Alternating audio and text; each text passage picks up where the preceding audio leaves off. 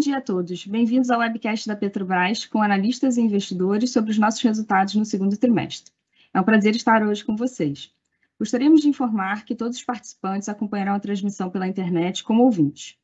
Depois da nossa introdução, teremos uma sessão de perguntas e respostas. Vocês podem enviar suas perguntas para o e-mail petroinvest@petrobras.com.br. Fomos informados pela Microsoft que a ferramenta Teams está com uma instabilidade global, que pode afetar a qualidade da nossa apresentação. Mas vamos seguir com o nosso evento.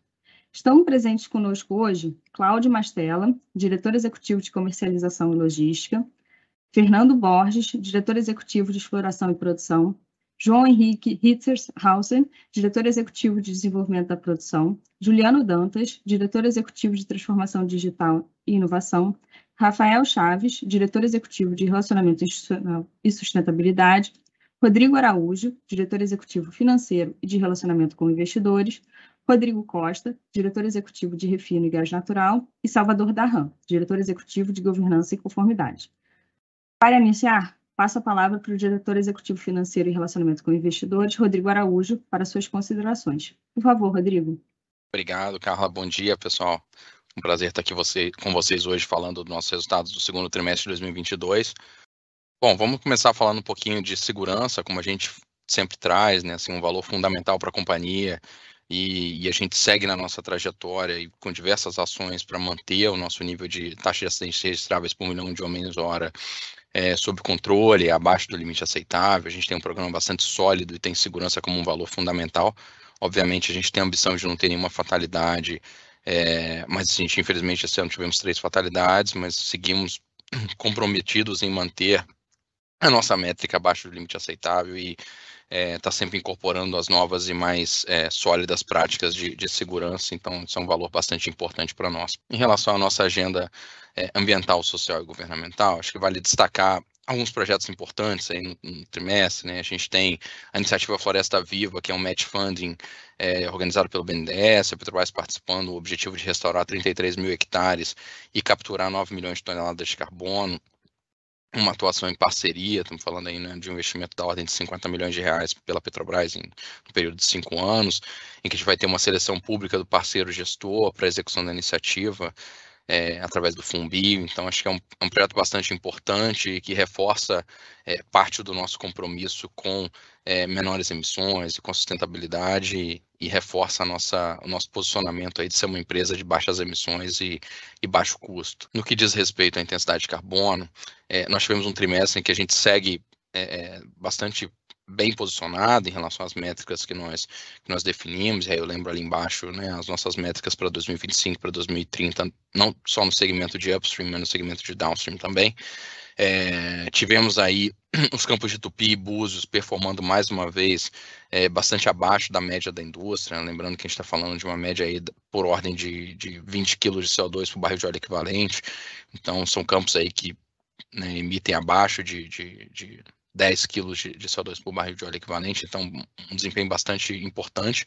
E no refino vale destacar que não só estamos aí abaixo da meta definida para o ano, mas também as refinarias que estão dentro do programa RefTOP, o nosso programa de melhoria de eficiência energética, tiveram aí o melhor desempenho histórico nesse semestre, então acho que é importante destacar o nosso compromisso em todos os segmentos de melhoria da nossa pegada de carbono e descarbonização das nossas operações. Em termos de emissão absoluta, é bom destacar que a gente teve no final do ano de 2021 um período em que houve muito despacho termoelétrico, né, em função do nível dos reservatórios, então a gente teve de fato um aumento naquele período muito associado ali à própria questão do gás natural e dos despachos. Esse ano tem sido um cenário um pouco diferente e isso tem feito com que as nossas emissões totais sigam sob controle e bastante dentro do que a gente entende como meta para o ano. Em termos de emissões operacionais da área de óleo e gás, a gente segue a nossa trajetória de redução e na nossa busca da nossa ambição de neutralidade no longo prazo e seguimos aí conseguindo entregar um nível de emissões bastante saudável. Acho que é um marco bastante importante. Em termos de captura de carbono, lembro, né, a gente tem o maior programa de captura de carbono offshore do mundo e a gente segue com uma trajetória bastante sólida de aumento do nível de reinjeção de CO2. A gente esse ano, já basicamente em um semestre, já fez aí o que a gente fez no ano inteiro de 2019, mais do que a gente fez no ano de 2019, então a gente segue com a nossa meta de a reinjeção da ordem de 40 milhões de toneladas de CO2 até 2025. Então, estamos bem firmes nessa trajetória e também compromissados aí com a nossa meta de 2025. Em relação à questão climática, também acho que vale destacar no trimestre, a gente teve agora em julho, né, o primeiro contrato de financiamento associado à meta de sustentabilidade, o nosso Sustainability Linked Loan, 1,25 bilhão de dólares, com vencimento em 2027, com KPIs ligados à intensidade de efeito estufa, intensidade de metano. Também estamos fazendo um trabalho de engajamento com os nossos fornecedores para gestão climática, para gestão de dados, e a gente espera aí entre 25% e 30% de captura das informações dos nossos fornecedores até o final desse ano, para entender um pouco a cadeia e como é que está o nível de emissão dos nossos fornecedores, e como é que está a maturidade da nossa cadeia de fornecedores em relação à questão climática. E também estamos, internamente, a gente tem um programa de AD voltado para a mudança climática. Já treinamos aí, no primeiro módulo, mais de 35 mil empregados da companhia, no segundo módulo, mais de 10 mil, reforçando a conscientização interna sobre a importância das nossas metas e das nossas ambições associadas à redução de emissão. A parte de governança, acho que vale destacar no trimestre, né, a gente tem trabalhado muito forte no processo de automação dos controles da companhia, e também tivemos aí recentemente, divulgamos essa semana, né, a aprovação de uma diretriz que agora se torna pública no site da companhia, com relação à formação de preços no mercado interno, que eu acho que é um passo bastante importante, reforçando o comprometimento da companhia com preços de mercado e com um ambiente competitivo. E, finalmente, em termos da nossa contribuição para a sociedade, é sempre importante destacar: mais da metade da geração de caixa da companhia retorna para a sociedade.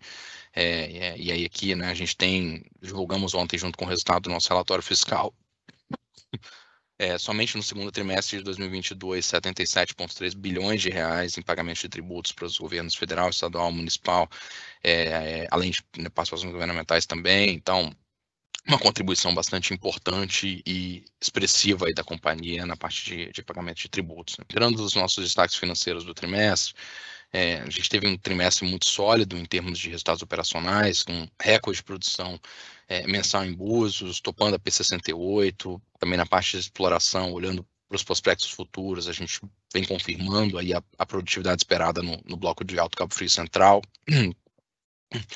Tivemos o início do flare-out da FPSO Guanabara, seguindo aí no nosso processo de ramp-up da produção, e tivemos também a chegada no Brasil, início da navegação para o Brasil dos FPSOs Ananeri e Almirante Barroso. A gente celebrou também um contrato de partida de produção de Atapu e Sépia. Isso impactou a produção do segundo trimestre, mas obviamente trouxe uma entrada de caixa relevante, antecipada para a companhia pela compensação pelo contrato de excedentação onerosa. Vale destacar no trimestre também, além do fator de utilização, que teve uma média de quase 90% no trimestre, e fechou junho com 97% nas nossas refinarias,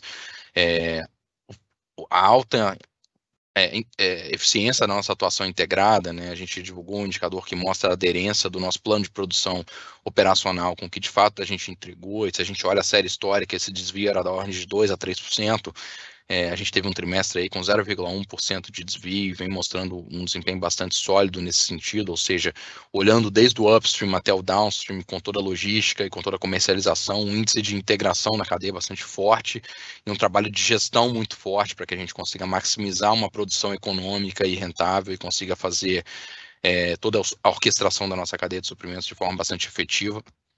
No trimestre também tivemos aí o início de produção na base de teste de BioQAV na Repar, tivemos recorde mensal da produção de diesel S10 também no trimestre, e finalmente a eficiência energética no refino, que eu já tinha comentado, entregando resultados bastante importantes, expressivos, e a gente segue comprometido em melhorar ainda mais o nosso programa RevTop.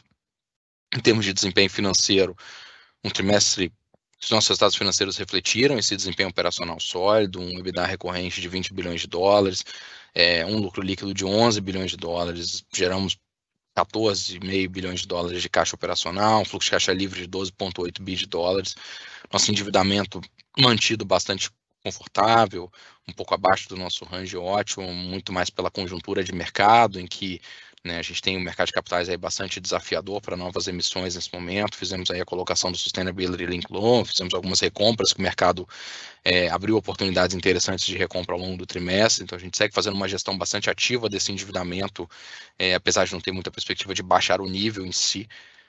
Obviamente, dado o nosso resultado e dado todas as nossas projeções de fluxo de caixa, aprovamos ontem aí e divulgamos também uma antecipação de dividendos que é bastante compatível com a nossa sustentabilidade financeira, e a gente vai falar disso mais para frente, mas obviamente leva em conta, como a gente sempre olhou, o nosso framework para os próximos 12 a 24 meses, então é uma distribuição que é compatível com não só a sustentabilidade financeira de curto prazo, mas de médio e longo prazo também, e com a manutenção da execução da nossa política de dividendos, de pagar 60% do fluxo de caixa livre. Esse é um ponto bastante importante, né? Então a gente não compromete aí para os próximos trimestres a manutenção do nosso pagamento dos 60% do fluxo de caixa livre. Endividamento líquido EBITDA batendo 0,6 vezes, e como eu tinha falado, tributos pagos da ordem de 77 bilhões de reais. Em termos de ambiente externo, a gente tem um trimestre com uma alta de 12% do Brent, com um câmbio médio um pouco mais baixo, 6% inferior. Mas é sempre importante destacar que o desempenho vai muito além do preço, né? Não é o preço mais alto da história e, por outro lado, o desempenho operacional da companhia é bastante sólido e bastante robusto no trimestre, né? Então vai muito além do próprio preço em si. A gente no trimestre, além do câmbio médio, teve um câmbio de fechamento mais alto do que o do primeiro trimestre, então isso marcou o nosso lucro líquido.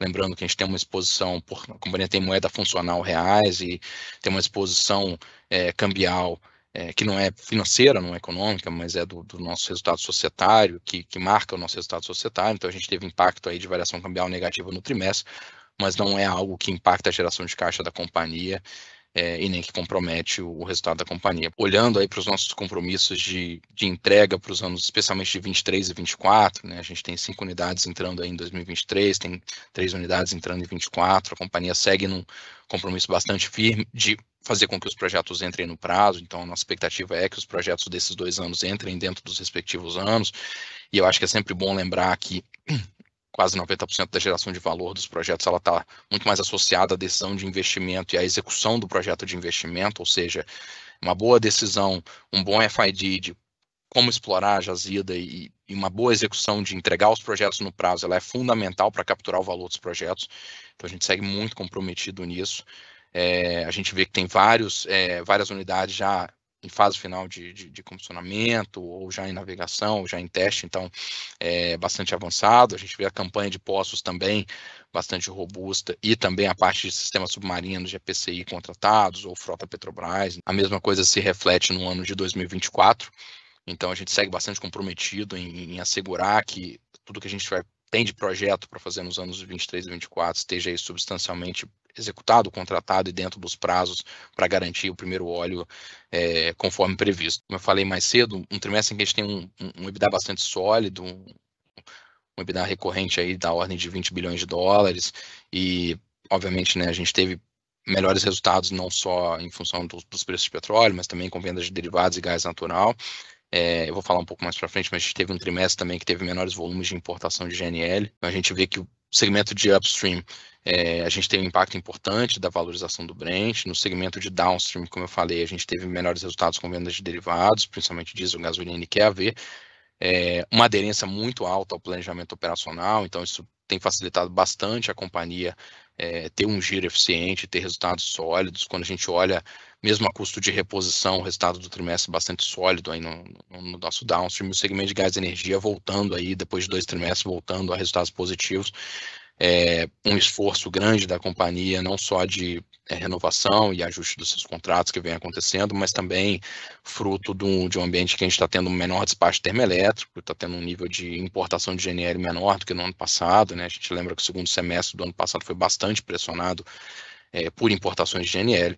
Então isso afetou positivamente o nosso segmento de gás e energia. No trimestre, então, como eu falei, a gente teve uma geração de caixa bastante sólida, né? Estamos falando aí de um fluxo de caixa operacional da ordem de 15 bilhões de dólares, a gente tem investimentos aí da ordem de 2 bilhões de dólares, de entradas também de desinvestimentos, especialmente o campo de Albacora Leste, Polo Recôncavo e a ANTS, que é aquele pagamento diferido que vem lá da venda. era um período de 5 anos para frente, né? Então a gente tem pagamento diferido entrando. A gente teve também um acordo de CEP e Atapu, como eu tinha falado mais cedo, chegando num fluxo de caixa livre da ordem de 20 bilhões de dólares após os investimentos. Esse fluxo de caixa livre basicamente utilizado para manutenção da nossa alavancagem, pagamento de juros e também aí o nosso pagamento de dividendos. Então, a gente, no final das contas, tem praticamente aí uma variação neutra do nosso caixa ao longo do trimestre. Pode passar por termos de endividamento, como eu falei, a gente um pouco abaixo aí do range, mas a gente entende que isso é bastante sustentável, não só porque a gente tem uma conjuntura de mercado, especialmente mercado de capitais complexa para fazer novas emissões, e por outro lado, vale lembrar, né, eu mostrei os slides anteriores, a gente tem no ano de 2023 5 unidades entrando, então a gente tem uma trajetória de aumento natural, esse endividamento aqui, como vocês sabem bem, incorpora os arrendamentos também, né, então a gente tem uma trajetória natural de crescimento da dívida no ano de 2023, então a gente já está trabalhando para que fique com a dívida equacionada também no ano de 2023, então não preocupa, esse nível um pouco abaixo do range ótimo. Em termos de caixa, a gente fechou o trimestre com um nível de caixa bastante sólido, né? E obviamente a gente tem aí pagamentos importantes, como o próprio pagamento de dividendos acontecendo fora da janela do trimestre, né? Então a gente vem trabalhando, e aí obviamente a nossa declaração de dividendos também leva em conta trazer o nosso caixa para o nosso nível ótimo ali entre 8 e 10 bilhões de dólares, a gente está trabalhando com caixa bastante acima disso, favorecido obviamente também por entradas extraordinárias e pelo próprio resultado sólido que a companhia teve no trimestre. Quando a gente olha para o endividamento, a curva aí para os próximos 5 anos é bastante equacionada, né? Níveis de amortização, especialmente da dívida financeira ali na parte verde, né? Muito confortáveis quando a gente compara com a geração de caixa da companhia. Nosso prazo médio de financiamento da ordem de 13 anos e uma taxa média de 6,3, então bastante confortável com o nível de geração de caixa da companhia, mesmo em cenários bem mais desafiadores de preço do que o cenário que a gente está vendo agora. E aí eu já tinha falado, além do Sustainability Link de 1,25 bi de dólares, a gente teve aí recompras na ordem de 900 milhões de dólares ocorrendo após o trimestre, que não marcaram aí o nosso resultado do trimestre, mas que vão aparecer no terceiro tri. Diz respeito à gestão de portfólio, a gente segue evoluindo com os nossos projetos, né? Lembrando que até 27 de julho a gente tem uma entrada aí de 3,6 bilhões de dólares no ano. A gente teve aí, né, após o encerramento do segundo trimestre, o closing da Gaspetro, a entrada da Detem. Só no ano de 22, perdão, já foram 6 signings e 6 closings, né? Então a gente segue numa pegada bastante firme de concluir os nossos processos e concluir os nossos projetos de gestão de portfólio. Lembrando que a gente tem, e divulgando o nosso release de resultado, cerca de 5 bi de dólares de projetos já assinados, ainda não recebidos, né? A gente tem uma tabelinha no nosso release que mostra isso com mais detalhe.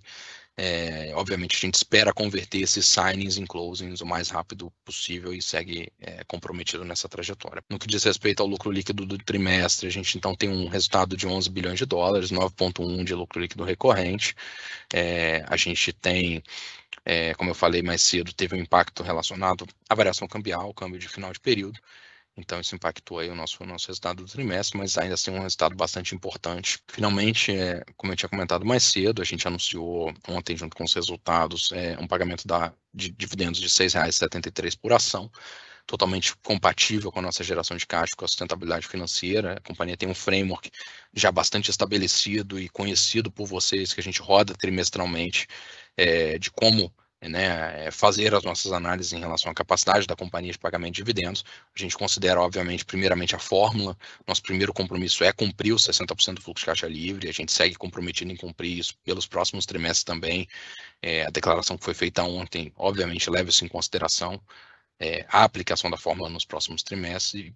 E por outro lado, a gente também olha, além da aplicação da fórmula, a gente olha a sustentabilidade financeira da companhia, nível de caixa, entradas extraordinárias que aconteceram, e obviamente, né, a capacidade financeira da companhia de manter os seus investimentos e manter todos os seus compromissos. Isso nos permitiu fazer esse anúncio de R$ 6,73 por ação, muito compatível com a nossa sustentabilidade e bastante confortável em relação ao futuro da companhia também. Então acho que esse é o meu último slide, pode passar por favor. Acho que é um trimestre, como eu falei, que o desempenho operacional foi bastante sólido e a companhia segue muito comprometida em entrega do seu plano estratégico. Muito feliz de estar aqui hoje com vocês compartilhando os resultados e muito satisfeito com os resultados da companhia no trimestre. Eu devolvo para você, Carla, para a gente entrar na nossa sessão de perguntas e respostas. Obrigado a todos. Obrigada, Rodrigo. Agora daremos então início à nossa sessão de perguntas e respostas. E a primeira pergunta é do Luiz Carvalho, do UBS. Ele mandou uma mensagem que eu vou dividir aqui com vocês. Gostaria de começar parabenizando os executivos e os times da Petrobras pelo excelente resultado e execução do plano da companhia, com a manutenção de boas práticas de governança que foram aprimoradas nos últimos anos. E a primeira pergunta do Luiz é sobre governança, então vou pedir para o Salvador responder e o Mastella também fica convidado a complementar. De forma muito positiva, na nossa visão, a nova diretriz de formação de preços deixa claro o foco em criação de valor para a companhia. A companhia pode dar mais detalhes sobre como espera que isso se traduza nas decisões de preço? Poderiam também dar mais cor sobre o papel do Conselho na supervisão da política e também como barreira adicional na governança? Obrigado, Luiz. A diretriz que a gente divulgou essa semana, ela traz um aprimoramento na nossa governança, à medida que ela cria uma nova camada de supervisão, que é parte da responsabilidade natural do Conselho de Administração, assim como já faz isso de maneira contínua e anual em diversos outros assuntos, a gente passa a formalizar isso também como uma responsabilidade do Conselho, à medida que a diretoria passa a reportar formalmente, trimestralmente, o andamento da execução da política de preços, que segue sob a competência da diretoria executiva. Então, do ponto de vista prático, não há alteração operacional, né? Frequências, valores, acompanhamento das dinâmicas e dos mercados segue sob competência da diretoria executiva, cabendo agora ao Conselho esse papel de supervisionar e monitorar o andamento das nossas práticas. Stella, acho que você quer complementar, por favor? Luiz, exatamente isso. Acho que é bom reforçar, né? Não custa nada reforçar que as políticas de preço em vigor não foram alteradas, nem foi alterado o Estatuto Social da companhia, né? O que foi colocado, na verdade, nessa diretriz aprovada pelo Conselho, são orientações até mais abrangentes para a formação de preços, né? Mantendo a gestão e prática de preço para a diretoria, né? Os reportes trimestrais que já eram feitos agora formalmente são demandados, efetivamente faz parte do regimento tanto do Conselho quanto da diretoria, esse reporte trimestral agora. Então, eu diria que na prática, no curto prazo, nada muda, né? E a gente está falando basicamente de uma melhoria na governança, uma camada adicional, como o Salvador colocou. Obrigada, Salvador. Obrigada, Mastella. A segunda pergunta do Luiz é para você, Mastella. É sobre a questão de suprimento, importação e preços. Pensando no diesel especificamente, vários agentes da indústria começam a reportar dificuldades de encontrar o produto no mercado internacional e um cenário desfavorável para a importação ao Brasil. Como a companhia tem enxergado o cenário de suprimento e como estão as preparações para uma eventual dificuldade de suprimento no país? Obrigado, bem colocada a questão. A gente, na verdade, a Petrobras, há alguns meses, já até fez um alerta, né, sobre essa situação.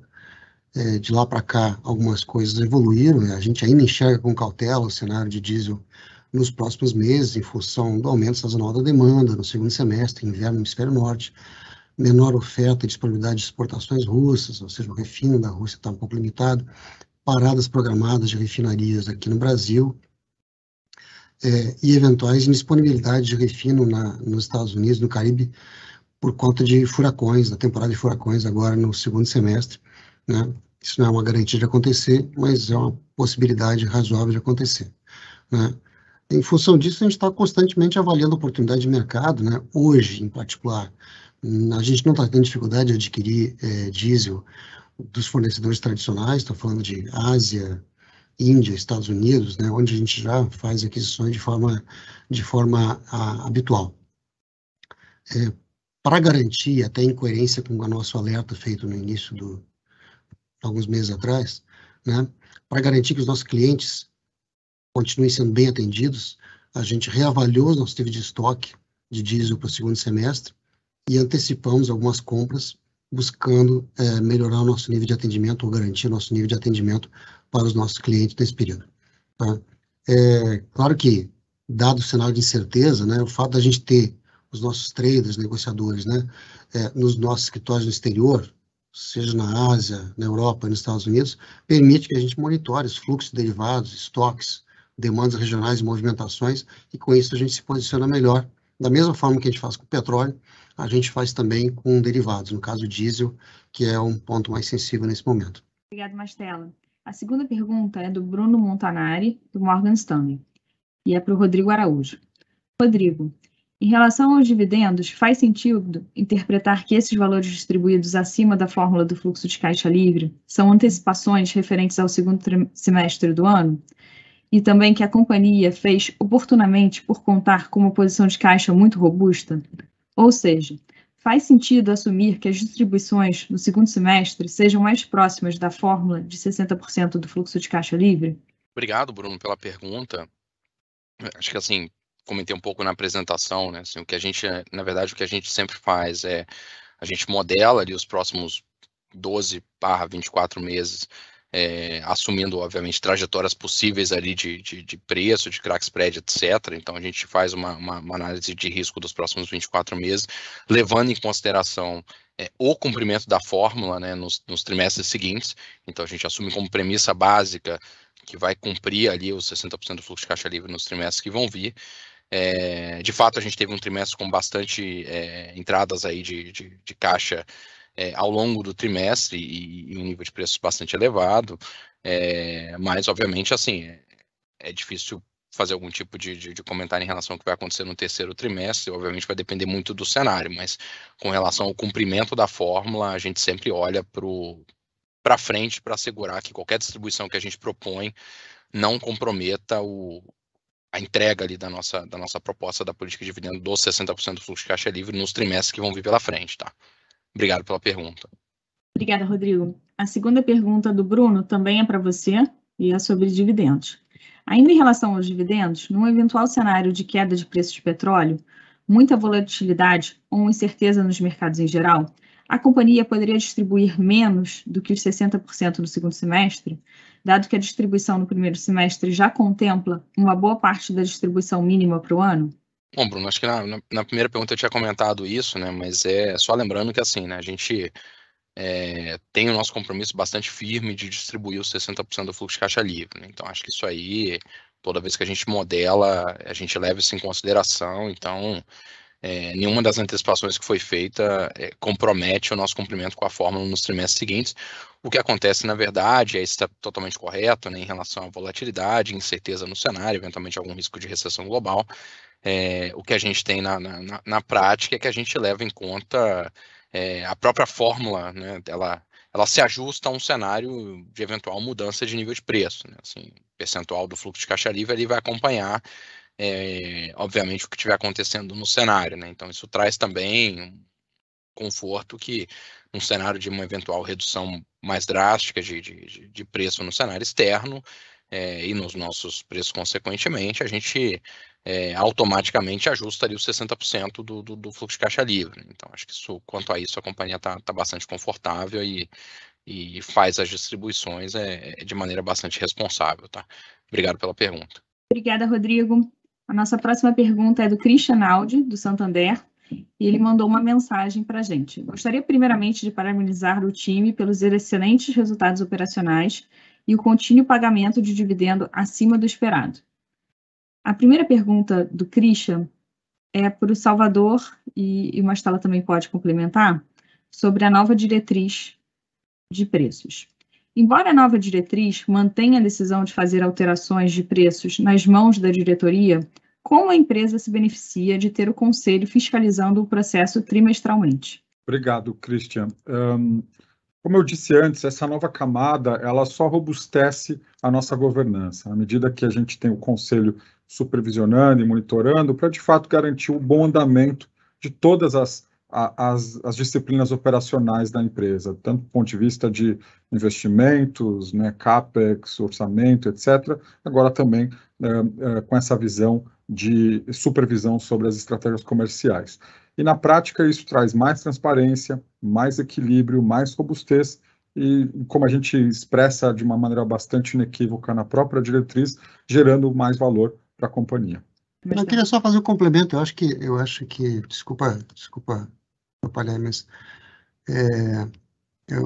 além do acompanhamento trimestral, né, eu acho que essa diretriz traz um direcionamento claro, né, para estabelecimento de qualquer política de preço, né, que tem que acompanhar naturalmente a evolução do mercado. Essas coisas elas se conversam, né, e o Conselho passa a ter um mecanismo de cobrança de resultado em última instância, né, ou seja, o foco, né, fica claro, mais robusto, né, em benefício da companhia. Obrigada, Salvador. Obrigada, Mastella. A segunda pergunta do Christian é para o João Henrique. Os problemas de procurement continuam impactando o setor de petróleo em termos globais. Você pode comentar sobre como isso está pressionando a empresa, tanto operacionalmente quanto em termos de seu futuro CAPEX? Bom dia, Christian. Obrigado pela pergunta, né? Quando a gente olha o plano da Petrobras nos próximos 5 anos, a gente consegue enxergar, né, que para o ano de 23, a gente já está com os contratos de mais de 80% que a gente vai precisar para executar o plano em 23, com os contratos assinados. Para 24, a gente tem cerca aí de 70% dos contratos assinados. Conforme os anos vão passando, essa quantidade de contratos assinados versus não assinados, ela vai se reduzindo. Então, o que a gente conclui é que no curto prazo, a gente está bem redeado já com relação à blindagem, com relação ao aumento de custos. A gente só tem um aumento de custos ali referente às fórmulas de reajuste dos contratos. E nos contratos de mais longo prazo, onde a gente vai precisar de contratar esse serviço mais para frente, a gente tem uma exposição maior e, por causa que a gente tem mais prazo, a gente tem mais chance de mitigar esse aumento de inflação, adequando o ponto de contratação. A gente, no meio da guerra, a gente teve uma escalada ali muito forte, né, dos insumos ali para implantação de projetos, né? Mas hoje a gente já tem uma redução substancial desses insumos. E a gente entende que se a gente fizer um trabalho de estratégia de contratação, a gente consegue mitigar isso, né? Só lembrando, né, que dos 15 FPSOs previstos no 22, 26, a gente já tem um em operação, né? E desses 15, 12 do total já são contratados, né? A gente está hoje com a licitação de Búzios, dos 2 FPSO de Búzios em andamento, né? Já temos EPCIs contratados para Sépia, Mero 1, Mero 3, Búzios, Mero de 1 a 3, né? Búzios 5 a 8, né? Estamos aí trabalhando nos suprimentos do complemento para a implantação desses projetos, né? Então, a gente, concluindo, né, a gente tem uma boa capacidade de mitigar essa escalada que está muito ligada aí à guerra e essa falta de capacidade do mercado internacional de suprir os materiais. Obrigada, João Henrique. Nossa próxima pergunta é do Bruno Amorim, da Goldman Sachs, e é para o Mastella. Mastella, qual o melhor benchmark internacional para o preço de gasolina? Sabemos que comparar o preço da Petrobras com o preço da gasolina do Golfo pode ser misleading, dada a diferença de qualidade. Obrigado, Bruno.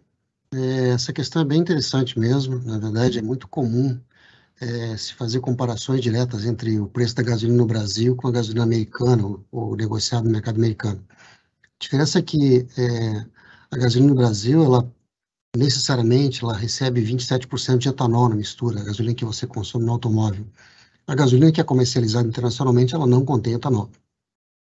Então, quando você fala de gasolina A, que a gente chama que é a gasolina puramente de petróleo, né, que é a base para a formulação da gasolina C, que é consumida nos automóveis, tá? Essa que deve ser comparada com o mercado internacional, ela tem uma qualidade diferente em relação aos padrões internacionais, porque aqui a gente complementa a gasolina A para chegar na C com etanol. Com isso, você tem diferença de octanagem e algumas outras diferenças de qualidade, tá? Essa gasolina que a gente nós e outros atores importam para o Brasil, ela tem uma qualidade diferenciada e, por conta disso, as transações têm menos liquidez, né? Isso traz alguma dificuldade na avaliação e na publicação desses preços. Mas existem publicações na mídia especializada, né, para preço de gasolina A entregue em portos brasileiros. Uma dessas publicações é divulgada semanalmente pela ANP, no site da ANP, e é uma boa referência, né? Sua estimativa de paridade de preço para o Brasil não necessariamente coincide com a visão da Petrobras, né? Que cada ator, na verdade, tem uma percepção diferente, mas é uma boa estimativa, né? Se você se apresentar para cada importador de gasolina, cada um vai ter uma percepção levemente diferente, mas realmente essa talvez seja o principal ruído de comunicação, se pode falar assim, tá? Em termos de percepção de apuração de valores. Obrigado pela pergunta. A segunda pergunta também é para você. A empresa tem que praticar paridade na média ao longo de um ano. Quem faz essa verificação? Em que momento? Em dezembro ou quando divulgam o resultado do quarto trimestre? Bruno, boa pergunta de novo, gostei, essa é uma dúvida bem comum, né? Na verdade, a gente busca paridade continuamente, né? A diferença é que a gente evita repassar volatilidade, a gente não faz ajustes diários, né? A gente faz reajustes observando o mercado, tanto o mercado de curto prazo, quanto a expectativa, quanto a evolução, uma série de parâmetros, né? Então, a busca da paridade ela é contínua, ela não é só no final do ano, não, a gente não espera o final do ano para tentar avaliar isso, né? O tempo todo, tá? A gente acabou de falar dos reportes trimestrais para o Conselho, que também ajudam o Conselho a se sentir mais confortável com relação à nossa prática de preços, né? Então, o que a gente faz é monitorar o tempo todo os mercados, né? Avaliando comportamento dos nossos preços em relação aos preços internacionais, planejando ação para correção de desvios, né? Não só no final do ano, né? Onde tem uma verificação formal, efetivamente, né? Dado que a gente tem um planejamento anual de operações e de resultado, tá? É natural que haja uma expectativa de alinhamento na média ao longo do ano. Daí a lógica da comparação anual, tá? O que a gente faz, na verdade, como já comentei, são reportes periódicos para o Conselho e para a diretoria, né? Demonstrando, na verdade, como que a gente está praticando e quão afastados a gente está ou não dos preços. O objetivo, na verdade, é ter preços competitivos com os diversos atores do mercado, sem repassar volatilidade para o mercado interno, que foi um aprendizado, na verdade, ao longo dos anos, né, que a gente teve, né, de evitar trazer mais ruído no mercado tão volátil, especialmente nesses últimos tempos, nesse último ano em particular, em que o mercado está extremamente volátil, né? Não repassar volatilidade, a gente entende como um valor para os nossos clientes. Isso é o que a gente faz. Obrigado. A próxima pergunta é do Rodolfo Angeli, do JP Morgan, e é para você também, Mastella. Os fortes resultados do Downstream foram uma surpresa positiva no trimestre. Qual é o outlook para preços médios e volumes de refino no segundo semestre? Rodolfo, sem querer ser pitonisa aqui, é difícil de falar de outlook de preços, é sempre arriscado de fazer previsão de preços, né, para meses à frente. Mas vamos falar assim, da nossa visão, do que a gente tem de informações hoje, né, é de um cenário de manutenção de preços elevados, níveis parecidos com os atuais, né, em especial no caso do diesel, né, que ainda tem, além de tudo que está acontecendo hoje, tem um reforço, né, da aproximação do inverno no hemisfério norte. Então, de tudo que a gente vê hoje, tudo que a gente enxerga, a expectativa, na verdade, é de o diesel ficar nesse nível até mais forte, tá? A menos que se confirme, por exemplo, uma forte recessão global, né, que até agora não se configurou.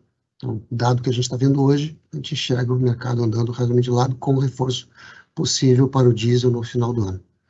Com relação ao refino, né, a gente vai continuar, sem entrar muito na seara aqui do Rodrigo Costa, mas é natural, a gente vai continuar buscando níveis elevados de utilização, dada a margem altíssima que está sendo observada no refino no mundo, né? A gente vai continuar buscando níveis elevados de utilização, logicamente respeitando a lógica econômica, né?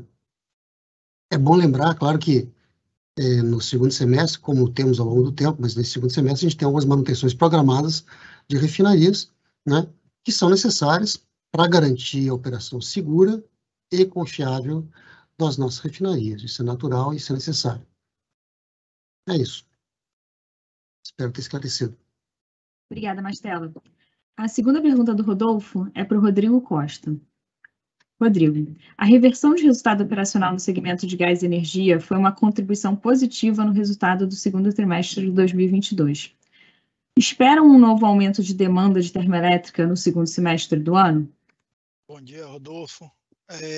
Com relação à parte aí do cenário do nosso segmento termoelétrico, né, a gente primeiro tem aí uma observação a fazer, que é o nível de energia armazenada nos reservatórios, né? Então, a gente olha aí agora um patamar de cerca de 68% no Sistema Interligado Nacional, que é um patamar acima do que a gente observou em 2021, nesse mesmo período de tempo, né? Então, é um ponto aí a se considerar nessa previsão de despacho, que a gente tem uma condição melhor do que o do ano passado. Porém, quando a gente olha, né, quantos por cento que a gente está em relação à média de longo termo, a gente vê que a gente está a cerca de 70% da média de longo termo, o que nos mostra ainda um cenário de incerteza para esse segundo semestre. Em julho, a gente deve estar fechando com um nível de despacho na casa aí de 590 megawatts, o que é baixo, né? E a gente espera ver uma progressão até o término do terceiro trimestre, devendo chegar ali em setembro por volta de 1 giga. É uma perspectiva de aumentar, mas ainda com volumes num patamar aí baixo a moderado no terceiro tri. O quarto tri é que tem ainda uma incerteza grande, maior, né? Destaco também, Rodolfo, aí uma captura de oportunidade ao longo aí do mês de julho, né? Finalzinho de junho, início de julho, com exportações favoráveis de energia para a Argentina. A gente teve aí uma média de cerca de 250 megawatts que a gente exportou, capturando essa oportunidade em um momento, né, de despacho baixo, como eu destaquei. Obrigada, Rodrigo. A próxima pergunta é do Pedro Soares, do BTG Pactual. Ele mandou também uma mensagem. Bom dia a todos. Novamente, muito bom ver a evolução dos resultados da companhia sob vários aspectos distintos. A primeira pergunta do Pedro é para você, Rodrigo, sobre a utilização das refinarias. Vimos as utilizações do parque de refino atingindo 97% em junho. Ao mesmo tempo, temos algumas paradas esperadas para REGAP, REPLAN e REPAR ao longo do segundo semestre. Poderia abordar sobre o que está esperando de ociosidade para essa segunda metade do ano? E se existe possibilidade de alguma postergação dessas paradas para manutenção? Caso haja, seria interessante ouvir sobre a situação do mercado que pode levar a isso. Bom dia, Pedro. Olha, com relação ao nível de utilização das refinarias, o Mastella ele tocou em duas variáveis que são chaves, né? O nosso mantra, olhar primeiro a parte de segurança operacional. Então a gente respeita todas as campanhas dos nossos equipamentos, tendo em mente assim dois prazos que digamos assim, padrão.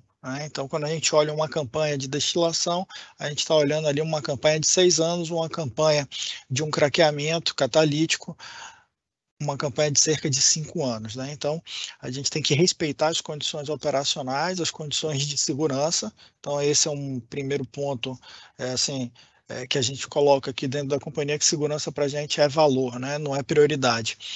E a segunda dimensão é como ele falou, né? Ou seja, é um processamento econômico, um processamento rentável, um processamento sustentável, aonde leva em conta, né, restrições logísticas, restrições operacionais dos nossos clientes, as condições de demanda dos nossos clientes, sempre lembrando que a gente tem uma carteira superior a 54 produtos, né? Então, quando entra ali o petróleo nas nossas refinarias, a gente tem um portfólio de pouco mais de 54 produtos e que lidam com uma série de oscilações de demanda ao longo do ano, né?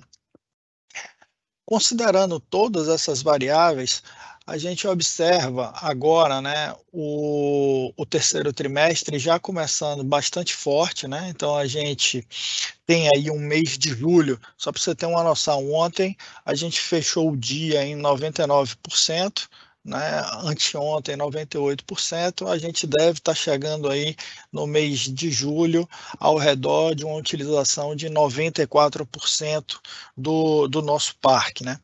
Se a gente olha o segundo semestre como um todo, se a gente só considera as refinarias, né? Você destacou algumas refinarias que nós vamos ter paradas programadas. Então, se a gente só considera as refinarias que estão disponíveis sem paradas programadas, a gente vê um nível de utilização elevado, na casa aí de 95%, 94%.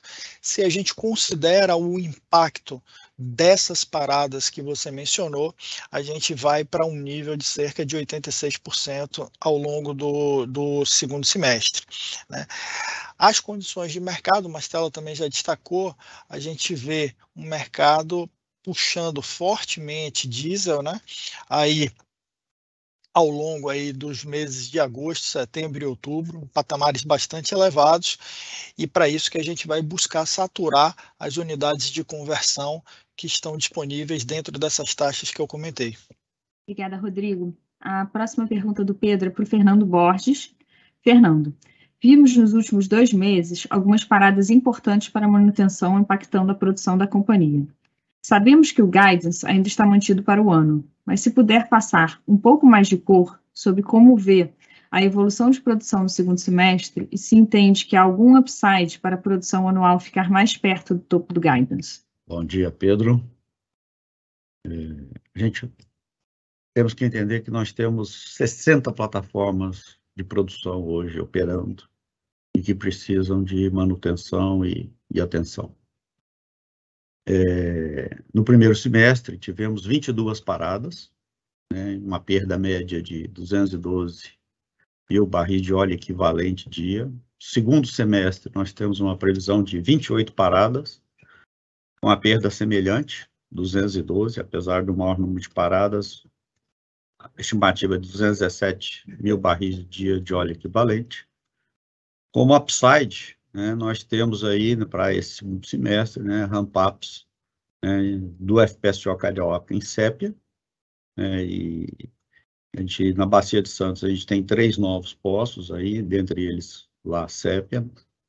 No FPSO Guanabara também, que está em Nero, vamos ter 3 novos poços até o final do ano. Devemos também atingir o limite de produção da unidade, 180 mil barris. Colocando o segundo semestre, né, a gente já entrou com um poço agora em Mero, né, adicional, segundo produtor em 24 de julho. Bacia de Campos e Espírito Santo, temos 10 novos poços em produção para serem conectados até o final do ano, né, sendo desses 10, 4 em Roncador, né, como eu disse já, a gente tem uma campanha boa em Roncador. Mas isso tudo, Pedro, leva que a nossa produção prevista de 2,6 milhões de barris de óleo equivalente dia está mantida, né, com a faixa aí de mais ou menos 4%, e a gente tem uma grande probabilidade de acertar o centro da meta aí. Muito obrigado. Obrigada, Fernando. A próxima pergunta do Pedro é para o João Henrique, e é sobre o FPSO Almirante Barroso. O FPSO já saiu do estaleiro na China e parece que continua dentro da última programação que vocês comunicaram ao mercado. Existe alguma expectativa de melhora ou de possível antecipação do primeiro óleo dessa plataforma? Bom dia, Pedro. O Almirante Barroso ele saiu do estaleiro lá da COSCO, na China, né? E a gente está mantendo a previsão de entrada em operação da unidade em 2023, né? Lembrando, né, essa unidade, né, do Campo de Búzios, a gente está interligando os poços, né, são raízes rígidos que são contratados através de um EPCI. Então, mesmo que a gente pudesse chegar com um FPSO na locação antes, a gente tem um recurso que ele é dedicado para instalação do sistema de coleta da unidade. E esse recurso, né, o barco de lançamento de dutos rígidos, ele chega junto com a unidade e é contratado com grande antecedência, né? Então, eles estão hoje sincronizados para chegarem juntos na locação. Então, a antecipação do FPSO que não está prevista de acontecer, mesmo que ela pudesse acontecer, ela a gente não tem como antecipar o primeiro óleo, né? A gente tem mais 4 unidades previstas para o ano que vem, né? A gente tem o FPSO Naneri, que também está em navegação para o Brasil, né? Tem uma FPSO Sepetiba, que é a segunda unidade de Mero 2, e tem uma FPSO Anita Garibaldi, que é o Revit 2, que é o Revit Marlin, e a P71, né? A gente tem uma notícia, a gente está com uma perspectiva de ter uma notícia muito boa com a P71, a gente tem perspectiva de sair com a unidade do estaleiro nos próximos 2 meses, né? E se a gente conseguir fazer isso, a gente antecipa o primeiro óleo da P71 para 2022, né? E a gente está com uma grande possibilidade disso acontecer. E nesse caso, a gente consegue a antecipação da unidade, gera uma antecipação do primeiro óleo, porque nessa unidade a interligação dos postos é feita através de linhas flexíveis com a utilização de barco de lançamento de linha do pool, né? Um sistema mais padrão do modelo que a gente usa no pós-sal e grande parte do pré-sal também. Obrigada, João Henrique. A próxima pergunta é do Frank McGinn, com o Bank of America Merrill Lynch, e é para você também. As plataformas que estão contempladas no último plano estratégico parecem estar bem avançadas.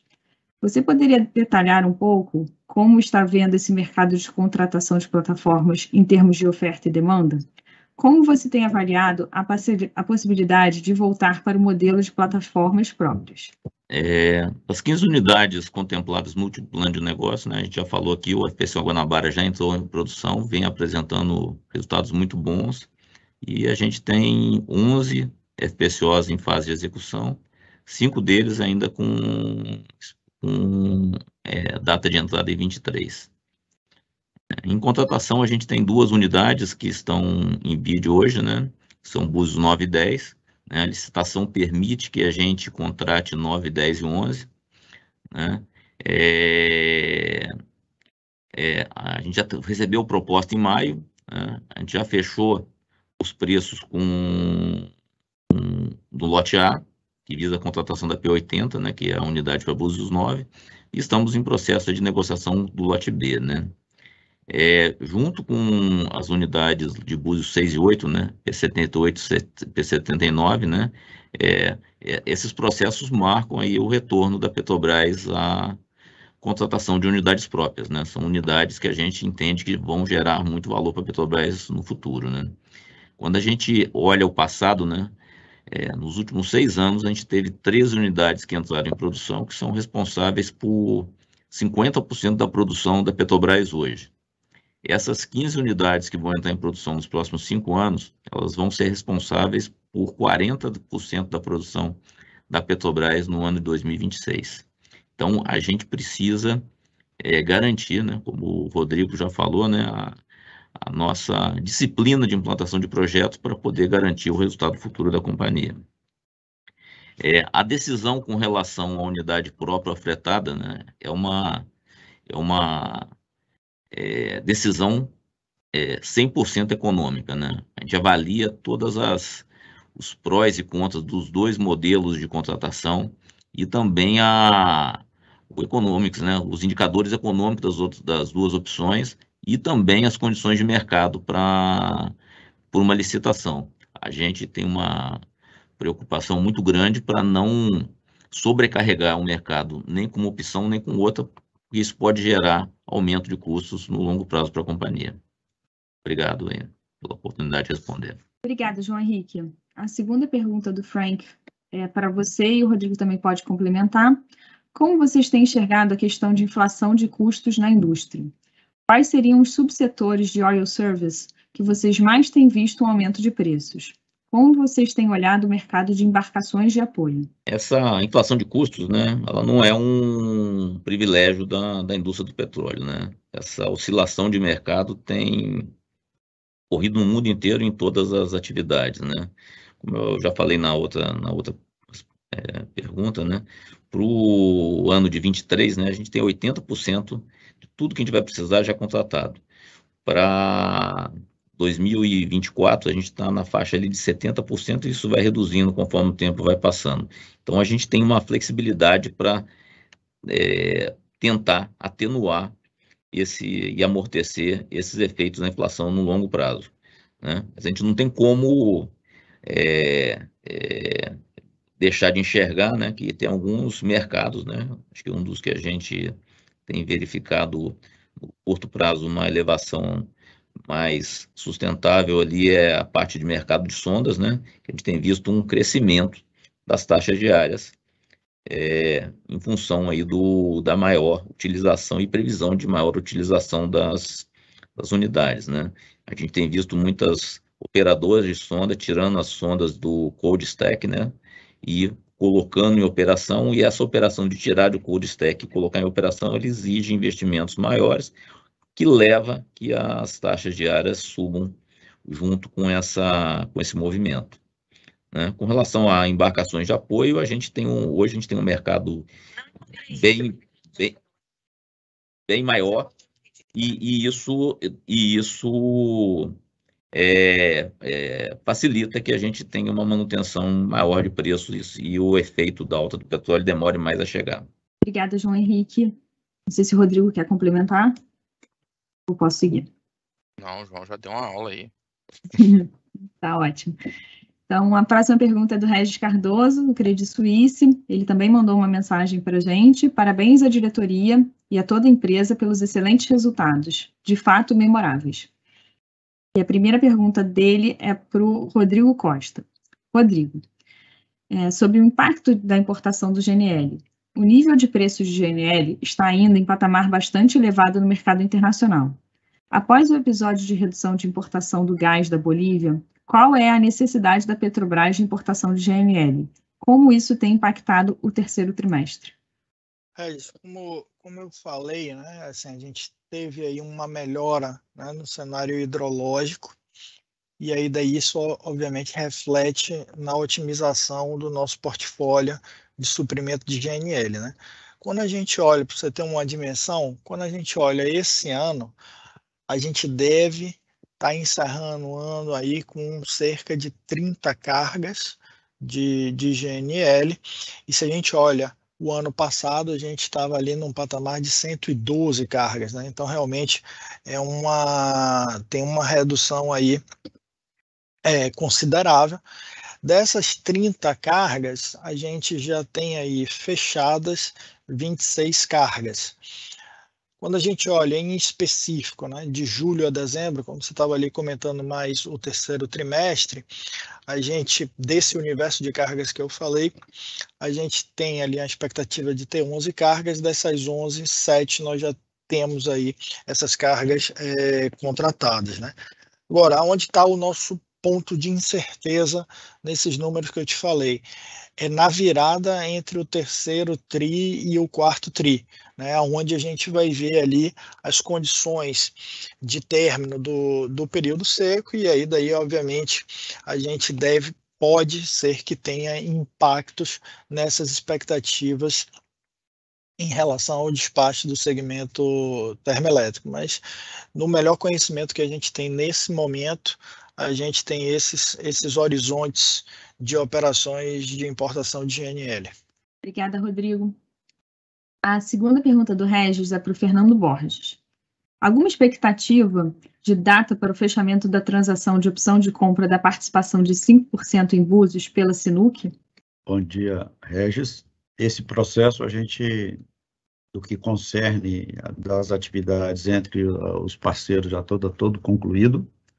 Trabalhávamos com a expectativa da ANP aprovar até 1º de julho, mas isso não aconteceu, né? E hoje a gente está aguardando, então, esse processo de aprovação na ANP, no Ministério de Minas e Energia, e a expectativa dessa conclusão desse processo está entre agosto e setembro. Obrigada, Fernando. A próxima pergunta é do Vicente Falanga, com o Bradesco BBI. Ele também mandou uma mensagem Parabéns pela desalavancagem rápida e manutenção das políticas de governança. A primeira pergunta é para o Rodrigo Araújo. Rodrigo, qual o nível ótimo de caixa a ser trabalhado daqui para frente, dado o atual cenário de uma potencial recessão global? Obrigado, Vicente. Obrigado pela pergunta e pelos elogios. Assim, a gente trabalha com aquele nível de 8 a 10, né? E acho que isso não mudou, especialmente, acho que ali na apresentação eu mostrei um pouco disso, né? A gente tem, além do caixa propriamente dito, a gente tem as revolvings, né, que trazem uma liquidez adicional importante para a companhia e que a gente já testou no passado e funcionaram muito bem. Então, assim, é uma liquidez adicional com custo baixo e que protege aí a sustentabilidade da companhia. Então, obviamente, né, o nosso cenário base não é sacar as revolving, mas elas ficam disponíveis ali para eventualmente a gente utilizar. E eu acho que um outro ponto importante, eu acabei comentando ao longo da apresentação, mas acho que vale destacar, a gente está ali ainda um pouco abaixo do range do nosso ótimo de endividamento. Então, tem algum espaço também de captação eventualmente. Não é o que a gente está vendo agora no cenário, mas tem espaço. Então, acho que não muda a perspectiva. Eu cheguei a comentar mais cedo, né, a nossa própria fórmula da política de dividendos, ela, né, automaticamente se adequa a esse tipo de cenário. E eu acho que mesmo num eventual cenário mais desafiador de preços e de consumo, acho que a gente está com uma liquidez bastante adequada, trabalhando com esse nível ali entre 8 e 10 bi de dólares. Tá? Obrigado pela pergunta. Obrigada, Rodrigo. A segunda pergunta do Vicente é para o Salvador. Qual será o papel do Conselho de Administração para monitorar a política de preços? Ele tem poder de veto sobre as decisões da diretoria executiva? Sobre quais situações poderíamos ter um poder de veto? Obrigado pela pergunta. A diretriz ela é muito clara nesse aspecto, né? O papel do Conselho de Administração é de monitorar e supervisar, mas não de decidir. E, portanto, a competência pela gestão, pela execução, permanece com a diretoria e, portanto, não há que se falar em poder de veto, né? Não existe essa figura de poder de veto pelo Conselho.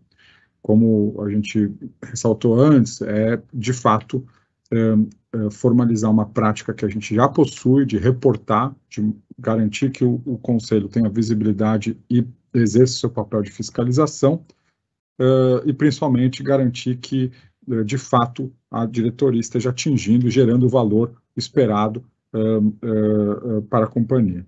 Então, acho que, dessa maneira, trazendo transparência e mais robustez na nossa governança e garantindo que o alinhamento daquilo que foi definido e que aquilo que a gente pratica esteja devidamente amparado. Obrigada, Salvador. A próxima pergunta é do Gabriel Barra, do Citi, e é para o Rodrigo Araújo.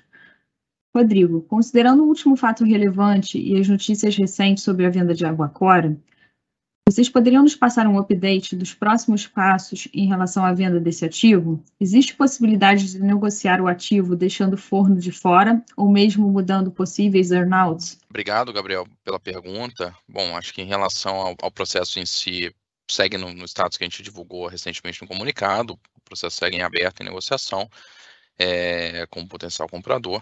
O que eu acho que tem de destaque aí do processo é que na prática, assim, você comentou de separar o ativo e fazer, na verdade, separar o ativo significaria mudar o que saiu no teaser originalmente, né? Então, pela sistemática, a gente teria que reiniciar o processo, né? Então, não está no nosso radar esse tipo de mudança agora. Earnouts, eventualmente, fazem ali parte da discussão de negociação comercial de preço, tá? Isso sim, eventualmente, entra na discussão. Mas fazer um processo separando ou fazendo ali algum tipo de carve-out do ativo em si, teria que reiniciar o processo dada a nossa sistemática de desinvestimento. Tá? Obrigado pela pergunta. Obrigada, Rodrigo. A segunda pergunta do Gabriel é para você também. Em relação ao termo de compromisso do CAD, assinado pela empresa para a realização dos desinvestimentos dos ativos de downstream, existe alguma penalidade em um cenário que a empresa não seja bem sucedida na venda desses ativos? Obrigado, Gabriel, pela pergunta. Na verdade, o que existe dentro do acordo além da obrigação em si, um monitoramento pelo trustee de que a companhia esteja fazendo todos os esforços possíveis para que o desinvestimento aconteça, né? Isso, obviamente, a gente tem feito, vocês acompanharam recentemente a gente fazendo o relançamento dos processos, então a gente tem que, de fato, cumprir e demonstrar ao longo do tempo para o trustee que acompanha o processo que a companhia está fazendo os melhores esforços. Não existe uma obrigação de que o processo seja concluído num eventual caso que ou não tem um comprador interessado ou que não tem um acordo em relação a preço. O que existe de penalidade não é uma penalidade material, ela está envolvida eventualmente num caso em que a companhia não conseguisse comprovar que está tomando as medidas necessárias para que aconteça, e até o momento a gente vem demonstrando isso sucessivamente, né? Então, acho que esse é um pouco do cenário, tá, Gabriel? Obrigado pela pergunta. Obrigada, Rodrigo. A próxima pergunta é do André Vidal, da XP. Ele também mandou uma mensagem. Parabéns aos belíssimos resultados e a criação de outro pilar de fortalecimento da governança, que foi o estabelecimento da diretriz de formação de preços. A primeira pergunta do André é para o Rodrigo Araújo. Rodrigo, excluindo o bônus de assinatura, o CAPEX no primeiro semestre do ano foi de 4 bilhões de dólares. O plano de negócios previa um CAPEX de 11 bilhões de dólares para o ano. Isso com uma taxa mais depreciada, além de inflação de custos no período. O CAPEX deve encerrar o ano abaixo do anteriormente previsto? Se sim, por qual razão? Obrigado, André. Obrigado pela pergunta, obrigado pela mensagem. Bom, a gente, historicamente, né, o segundo semestre é um semestre em que a gente tem um aumento natural de realização. Quando a gente ajusta, aí falando visão competência, o plano, né, com o bônus, com o bid, perdão, a gente está falando ali de algo da ordem de 11,9 bi de dólares. A gente hoje, no nosso melhor outlook, visão competência é 11 bi, tá, no ano de dólares. Esse é o que a gente tem de visibilidade hoje para o ano, tá, em termos de outlook. Obrigado pela pergunta. Obrigada, Rodrigo. A próxima pergunta do André para o Fernando Borges. Fernando, qual a expectativa em relação ao lifting costs para o terceiro trimestre, tanto no pré-sal quanto no pós-sal? Devemos esperar novos aumentos de custo? André, obrigado pela pergunta. Bom, se a gente olha de uma maneira global o lift cost, que é o nosso custo de extração, a expectativa, né, para os próximos meses é um lift cost na faixa de $6 por barril. Você pediu para dividir entre pró-sal e pré-sal. O custo de extração no pré-sal varia de $3 a $4 por barril, e no pós-sal, né, ele deve girar em torno de $10 a $12 por barril. Mas eu não gosto de trabalhar só com o custo de extração, porque ele é misleading, ele não traduz o custo total de produção, que a gente tem que considerar outras despesas, como as participações governamentais, royalties, né, a depreciação dos investimentos, né, que esse está na faixa de $42 por barril. Então, esse é o custo que a gente tem para produzir, né?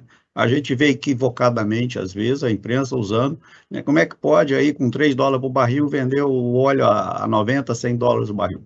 Então, o custo do nosso petróleo, né, é $42 por barril, né, que tem que incorporar, sim, os royalties que são pagos e a depreciação dos investimentos feitos. Obrigado pela pergunta. Obrigada, Fernando. A próxima pergunta é da Monique Greco, do Itaú BBA. Ela mandou uma mensagem. Parabéns pelos resultados. Impressionante a capacidade de geração de resultado desse time. A primeira pergunta da Monique é para o Rodrigo Araújo. Rodrigo, como está o status dos desinvestimentos nas refinarias, Albacora e Bahia Terra? Obrigado, Monique. Obrigado pela mensagem, obrigado pela pergunta. Bom, acho que a Albacora a gente acabou falando um pouquinho aí na última pergunta do Gabriel. Com relação à refinaria, né, eu falei sobre o teaser que a gente relançou, só relembrando que das 8 a gente já assinou, né, 4 delas, então a gente já assinou e fechou a Relan, e assinou a Reman, Six e Lubinor, que estão aí dentro do processo entre sign e close, a gente obviamente trabalhando para ser o mais expedito possível, tem os prazos de CAD, ANP, licenças, etc., que, né, ficam um pouco fora do controle da companhia, mas a gente trabalhando fortemente para conseguir fazer os closings aí dentro do exercício de 22, dessas 3 que já estão assinadas. Com relação à Bahia Terra, o processo ele hoje está parado em função de uma liminar, né, de um dos potenciais participantes. O processo tem competitividade, tem interessados, obviamente a companhia tem total interesse em concluir a venda do ativo, então tão logo a gente consiga derrubar essa liminar, a companhia seguirá forte e rapidamente aí para tentar concluir o processo, tá? Então hoje o processo está parado em função de uma liminar não em relação ao processo em si, mas uma liminar de um dos concorrentes, tá? Obrigado pela pergunta. Obrigada, Rodrigo. A próxima pergunta da Monique é para o Mastella. Mastella, pode dar uma atualização sobre como a companhia está definindo seu posicionamento no mercado doméstico de derivados em relação a market share, nível de utilização das refinarias e importações? Obrigado, Monique. Monique, obrigado pela pergunta. Nosso posicionamento no mercado doméstico permanece sem alterações, né? A gente continua cumprindo os nossos compromissos com os nossos clientes, seja com produção própria, via refino, seja por importação, e compartilhando o atendimento no mercado brasileiro com os demais agentes que já atuam no Brasil. Nesse contexto, as nossas refinarias estão operando, como já foi comentado, né, perto da sua capacidade máxima, obviamente considerando condições adequadas de segurança e rentabilidade, dois dos mais importantes direcionadores do nosso planejamento operacional, como o Rodrigo Costa bem lembrou há pouco. É importante lembrar que o fator de utilização das refinarias, das unidades de refino, não é uma meta em si, é uma consequência de operação segura e rentável dos ativos no atendimento aos mercados. Além disso, é bom lembrar, né, reforçar de novo, né, que a capacidade de refino nacional não é suficiente para atender toda a demanda de combustível do Brasil, de forma que é necessário realizar importações complementares à produção nacional. Essas importações, algumas são feitas pela própria Petrobras para atender os nossos clientes, mas também pelos outros agentes que atuam de maneira competitiva e regular no mercado brasileiro, como vem acontecendo nos últimos anos. Obrigada, Mastella. A próxima pergunta da Monique é para o Rodrigo Costa e também para o Fernando Borges. Qual a programação de paradas de manutenção para as refinarias no segundo semestre e como isso pode eventualmente afetar a produção? E para as plataformas de produção, há um plano para mais paradas esse ano? Vou começar aqui com a parte do refino, né? Então, quando a gente olha aí a nossa programação de paradas para o segundo semestre, né? Então a gente tem aí a parada da destilação e coque da Replan, cerca de 43 dias para atender a NR13 nos meses de agosto e de setembro, né? Temos aí uma substituição de catalisador na Renest, no HDT, de nafta de coque, 28 dias, entre agosto e setembro, né? Temos aí 35 dias de paradas das unidades de hidrotratamento da REGAP, também nos meses de agosto e setembro. E na Repar, nas unidades de destilação e de hidrotratamento, também teremos aí paradas ao longo de outubro e novembro, na destilação cerca de 43 dias e na parte das unidades de hidrotratamento cerca de 15 dias. Então, esse é o panorama de paradas e isso está contemplado, né? Eu falei anteriormente aí em outras perguntas, está contemplado em cima daqueles percentuais de utilização que eu dei. Fernando agora vai seguir aí com a parte do IP, né? Obrigado, Rodrigo.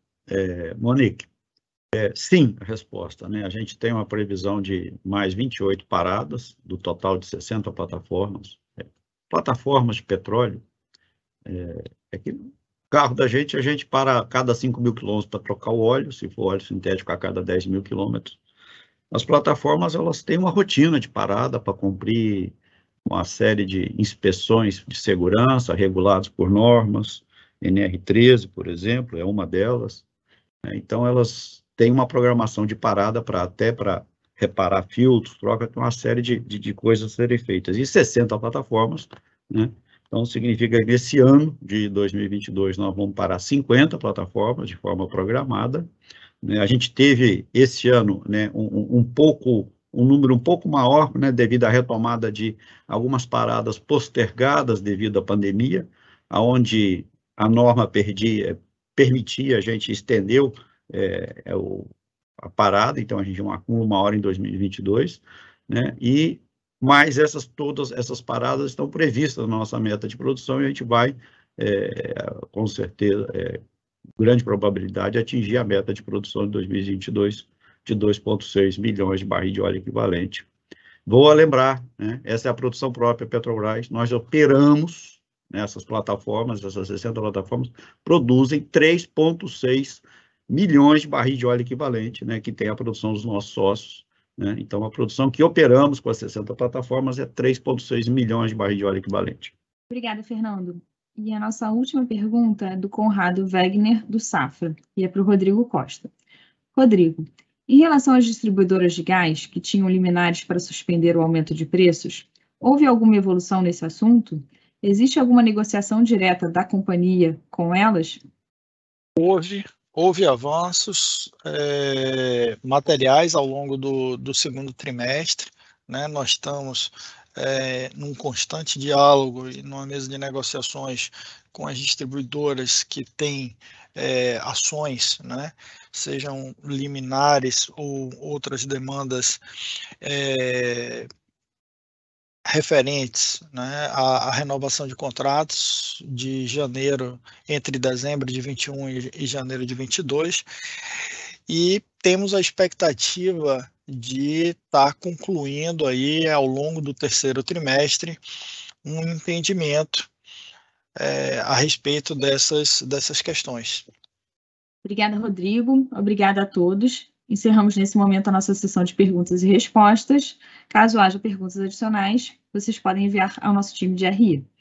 Passaremos agora a palavra, então, para o Rodrigo Araújo para os comentários finais. Por favor, Rodrigo. Obrigado, Carla. Obrigado a todos pelo tempo de vocês aqui nessa manhã, de estarem com a gente aqui na divulgação de resultados. Como eu falei, resultados bastante sólidos e estamos bastante satisfeitos aí com o resultado da companhia. Eu convido a todos vocês a acessarem o nosso site de relacionamento com investidores para acompanhar não só os próprios resultados, mas verificar aí as nossas divulgações, o nosso release de resultados, o nosso relatório fiscal que a gente soltou ontem também junto com o resultado do trimestre, nossas demonstrações financeiras. Obrigado mais uma vez pela participação e pelo tempo de vocês e bom final de semana a todos.